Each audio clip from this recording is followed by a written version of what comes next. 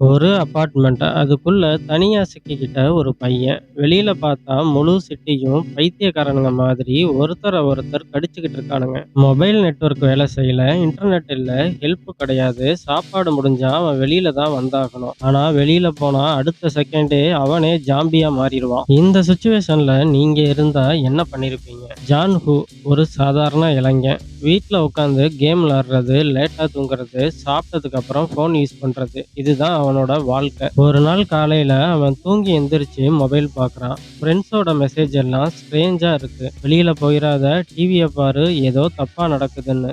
முதல்ல அவன் அந்த விஷயத்த பெருசா எடுத்துக்காம அவன் பால்கனிக்கு வந்து கீழே பார்க்கறப்பதான் எல்லா விஷயமும் புரிய ஆரம்பிக்குது. ரோட்ல மக்கள் ஓடிட்டு இருக்காங்க. சில பேர் மத்தவங்கள கடிச்சுக்கிட்டு இருக்காங்க. அடி வாங்கின ஒரு சில செகண்ட்லயே அவனும் ஜாம்பியா மாறிடுறான். கண்ணும் முகமும் கோரமாயிடுது. அடுத்த நிமிஷம் அவனும் மத்தவங்கள தேடி தேடி கடிக்கிறான். அடுத்த கொஞ்ச நேரத்திலேயே சிட்டிஸ்ல உள்ள எல்லாருமே ஜாம்பிஸா மாறிடுறாங்க. இது எல்லாத்தையும் பார்த்த ஜான்வு உடனே வீட்டுக்குள்ள ஓடி போய் டோரை லாக் பண்ணிடுறான். கட்டனை க்ளோஸ் பண்ணிடுறான்.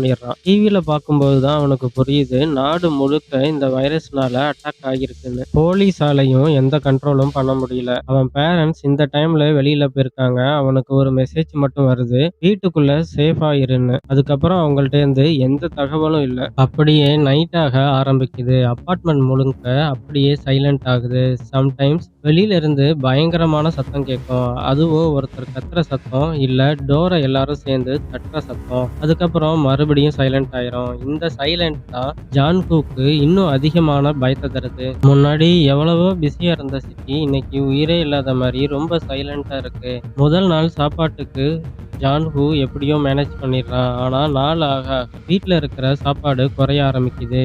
ஃப்ரிட்ஜ் ஓபன் பண்ணி என்ன இருக்குன்னு டெய்லியுமே செக் பண்றான். கொஞ்சோண்டு நூடுல்ஸ் இருக்கு, கொஞ்சோண்டு ஸ்நாக்ஸ் இருக்கு, கொஞ்சோண்டு தண்ணி இருக்கு. அதையும் அவன் கொஞ்சமா தான் யூஸ் பண்றான். ஏன்னா இந்த பிரச்சனை தீர்றதுக்கு எவ்வளவு நாள் ஆகுன்றது யாருக்குமே தெரியாது. ஒரு அபார்ட்மெண்ட்ல ஒரே ஒருத்தன் மட்டும் இருக்கான். யாருக்கிட்டயும் பேசவும் முடியல, வெளியில போகவும் முடியல. இதுவே ஜான்ஹூக்கு பெரிய டிப்ரெஷனா இருக்கு. அதுல இருந்து வெளியில வர லைவ் ஸ்ட்ரீம் போட்டு ஹெல்ப் கேட்க ட்ரை பண்றான். யாராவது இருக்கீங்களா, எனக்கு ஹெல்ப் பண்ணுங்கன்னு கேட்கறான். ஆனா அந்த வீடியோவை யார் பாக்குறாங்கன்னு கூட தெரியல. அந்த அளவுக்கு சிக்னல் ரொம்ப மோசமா இருக்கு.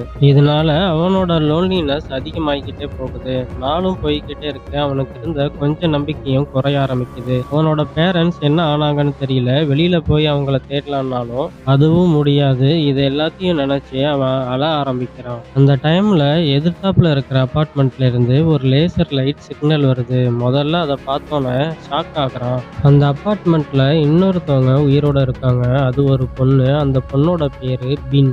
அந்த மூமெண்ட் ஜான்வுக்கு மறுபடியும் உயிர் வந்த மாதிரி இருக்கு. ரெண்டு பேருமே டிஸ்டன்ஸ்ல இருந்து பல விதத்துல கம்யூனிகேஷன் பண்ணிக்கிறாங்க. சின்ன சின்ன விஷயம்னாலும் அந்த சுச்சுவேஷன்ல அவங்களுக்கு ஒரு பெரிய சந்தோஷத்தை கொடுக்குது. நான் மட்டும் இல்லை, என்ன மாதிரி இன்னொருத்தவங்களும் துணைக்கு இருக்காங்க அப்படிங்கிற ஃபீலிங் ரெண்டு பேருக்கும் ஒரு நம்பிக்கையை கொடுக்குது. சாப்பாடு முடிஞ்சிருச்சு, குடிக்கிறதுக்கு தண்ணி கூட இல்லை. அதனால உடம்பு வீக் ஆக ஆரம்பிக்குது.